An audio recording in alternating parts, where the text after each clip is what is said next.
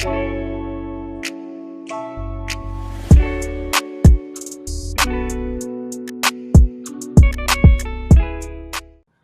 is it going, Bears fans? Welcome back to another episode of the Bear Down Podcast, where we talk everything Bears every day of the week. Today, we're going to be giving you guys our three key matchups in Bears versus Buccaneers.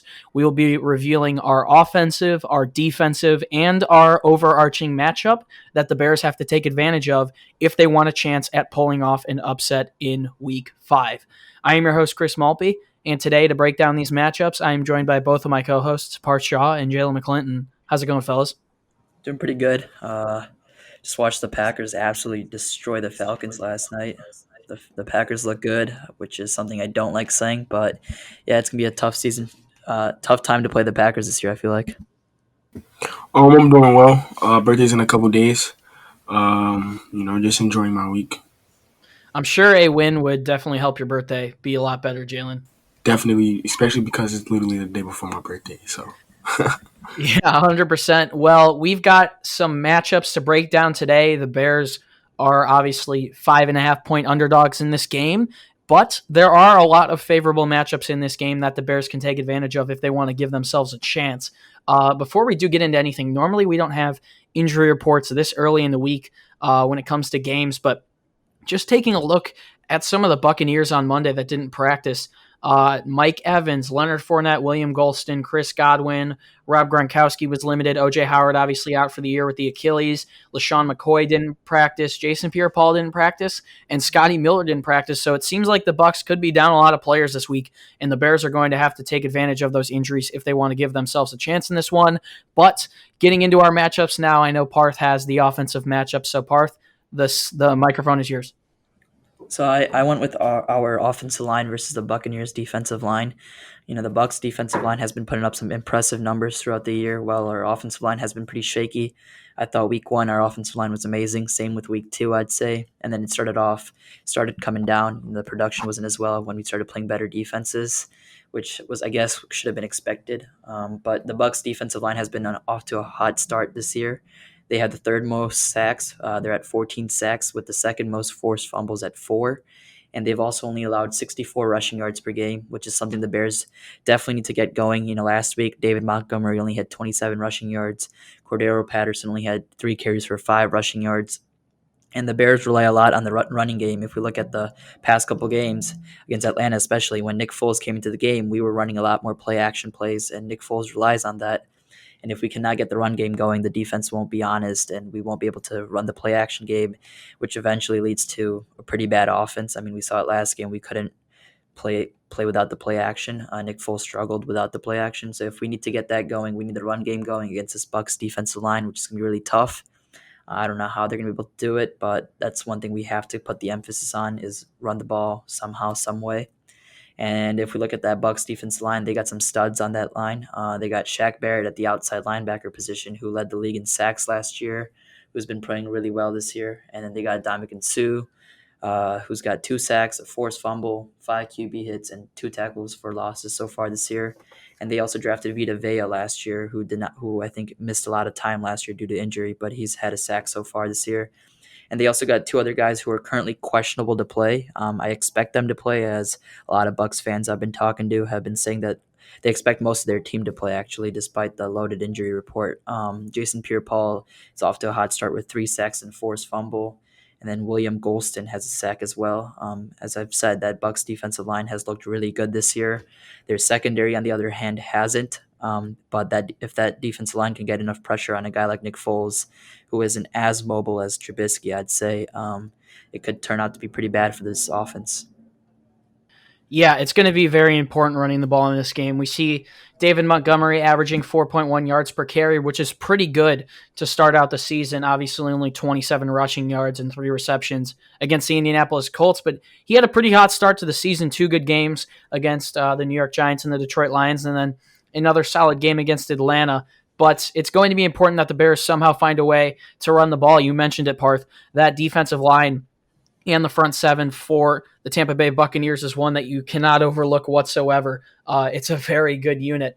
You just taking a look at their depth chart, obviously, you mentioned already. Shaq Barrett, Levante David, Devin White at inside linebacker.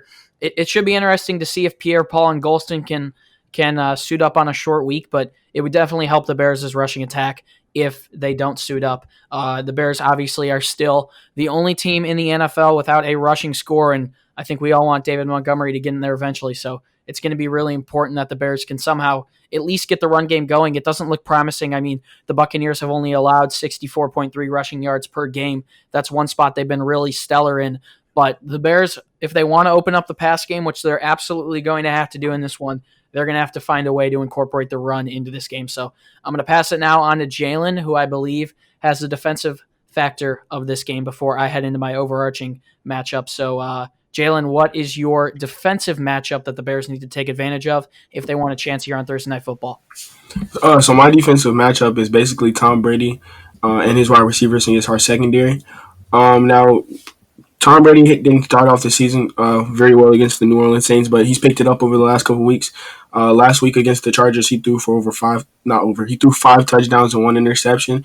He threw more touchdowns in one game than Nick Foles has did in only 2 weeks. So, that goes to show you how well Tom Brady been playing. And then, their receivers are very injured. Chris Godwin didn't play last week. Mike Evans was hobbled, but he still was able to play and catch a touchdown. But he's on the injury report this week, or like today or yesterday. And then Scotty Miller, who's their leading receiver, surprisingly, he was on the injury report as well. But they still been able to put up numbers. Mike Evans has 5 touchdowns on the season. That's tied first for leading touchdown receivers. Scotty Miller, who's their slot receiver, like I said, leads their team in receiving yards with 250, and he has 1 touchdown. Our cornerbacks have been playing very well. Mike Evans is the best receiver we've played so far. By a large margin. We've gotten lucky to not play number 1 receivers. Kenny Galladay was out week 1. We played T.Y. Hilton, but he hasn't been off to a hot start with Phillip Rivers. Julio Jones was hurt. Kenny Galladay was hurt as well. So we've got very lucky. Not being able to play teams' number 1 wide receivers. But like I said before, Kyle Fuller and Jaylen Johnson are off to very good starts. They haven't allowed a touchdown yet. Kyle Fuller has been targeted 21 times and only give up 8 completions for 99 yards and a 33.6 completion percentage for quarterbacks. And Jaylen Johnson has given up a 45.5 completion percentage when targeted. So our corners are doing very good. If we want to win this game, we have to continue to play well. These receivers are no joke. We can't allow Mike Evans to get off to a hot start. The secondary, like I said before, the secondary has played well. I'm mainly worried about our defensive line stopping the run. But, that's my defensive matchup. Yeah, it's going to be very important that Jaylen Johnson steps up in this one.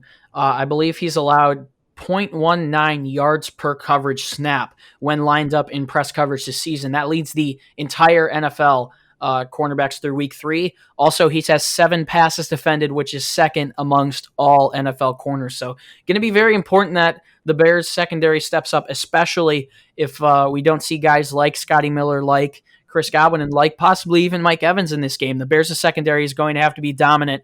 It's also worth noting that in his last 6 games, Tom Brady has thrown 4 pick sixes. So should be interesting to see how this one plays out. But finally, I have the overarching matchup of this one. There are so many interesting matchups that you could go with. Jaylen's definitely matters a lot because a lot of these Buccaneers wide receivers and weapons for Tom Brady are showing up on the injury report, and we didn't essentially expect it. But my overarching matchup of this game is going to be the Bears attacking the Buccaneers secondary through the air. The Buccaneers have allowed an average of 271 passing yards per game.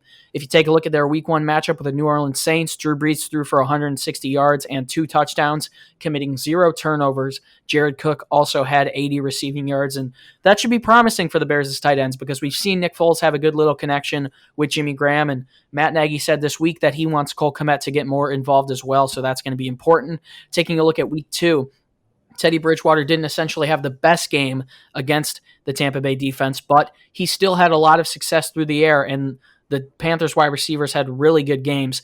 We saw Teddy Bridgewater throw for 367 yards. The Panthers had 2 receivers with 8+ catches and 100+ receiving yards, and a running back obviously a familiar name in Chicago, Mike Davis, with 8 catches for 75 yards. So that's not only promising for the Bears as wide receivers, but also David Montgomery, someone who you would hope with Nick Foles gets a lot more checkdowns, a lot more opportunities to get to the second level as a receiving back. Week 3 doesn't really matter because it was against a backup, Jeff Driscoll, for the Broncos, but he did throw for 176 yards and a touchdown. And then taking a look at their Week 4 matchup, Justin Herbert had success in his 3rd career start. He threw for 290 yards and 3 touchdowns, only threw 5 incompletions in the game.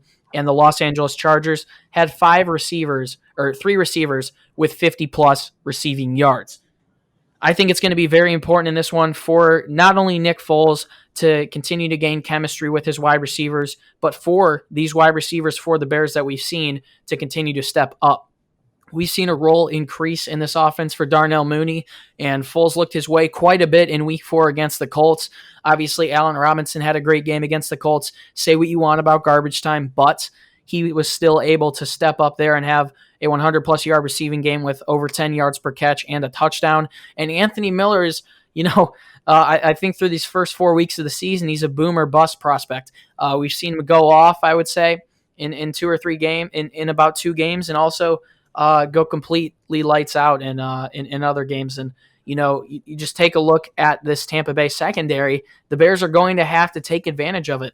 A lot of young players in the secondary for the Tampa Bay Buccaneers: Carlton Davis, Jordan Whitehead, Sean Murphy-Bunting, who has struggled a lot to start off the 2020 season. Also, obviously, Antoine Winfield, who was a great pick and has been good for them. But that secondary for the Tampa Bay Buccaneers hasn't succeeded thus far, and it's going to be very important that the Bears take advantage of it if they want to win this one. I could see a lot of players going off for the Bears. I think, once again, as time continues, I think Foles gets the timing down more with these wide receivers. He was just named starter.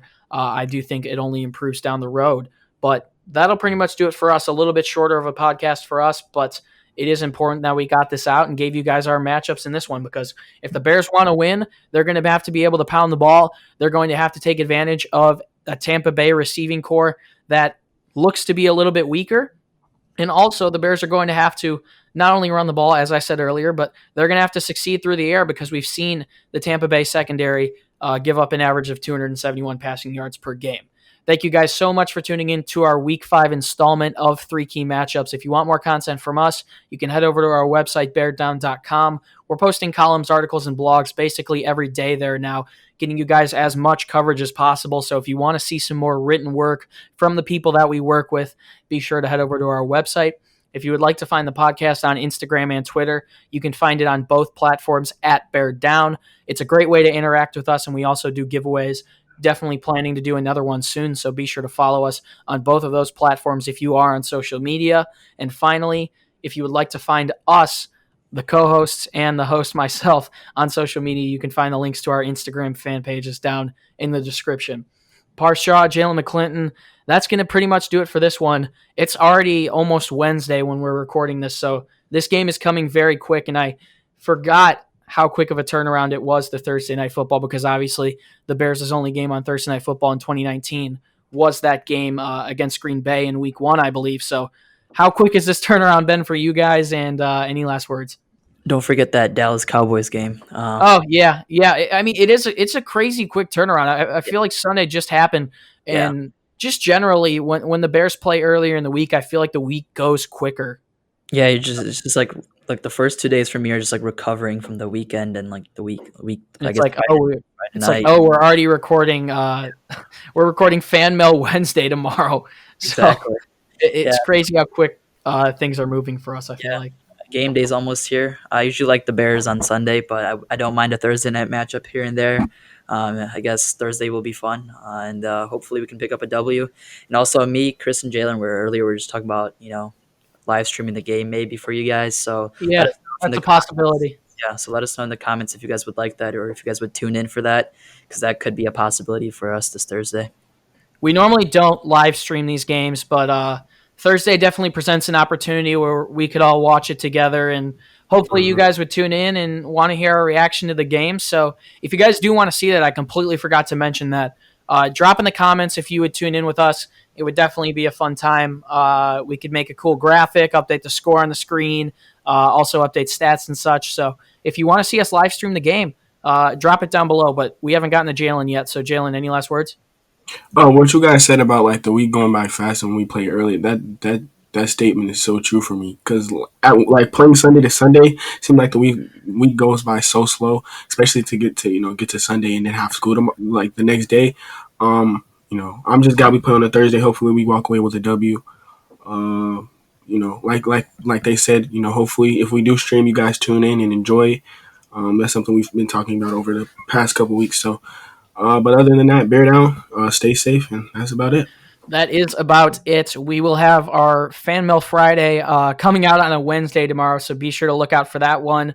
Also, our pregame show and postgame shows will both go up on Thursday. We're planning on getting that pregame show up pretty early on Thursday, and then obviously the postgame show will come pretty late at night after the game, but be sure to look out for both of those. Our coverage continues as we look forward to the Thursday night football matchup between the Bears and the Buccaneers. The Bears will look to move to 4-1. It's been a pleasure to be your host once again. My name is Chris Malpe. Bears fans, as always, do us a favor and stay safe and bear down. We'll see you in the next one. Peace.